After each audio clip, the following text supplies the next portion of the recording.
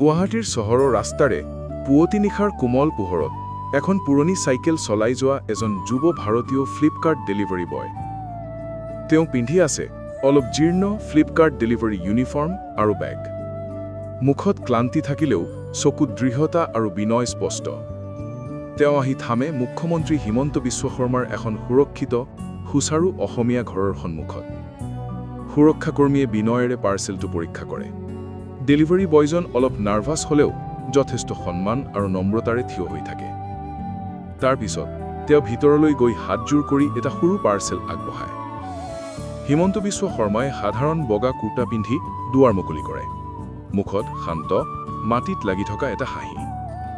তেওঁ সন্মানসহ পাৰ্চেলটো গ্ৰহণ কৰে আৰু ডেলিভাৰী বয়জনলৈ চাহনি দি মৃদুভাৱে তেওঁৰ কামৰ বিষয়ে সোধে।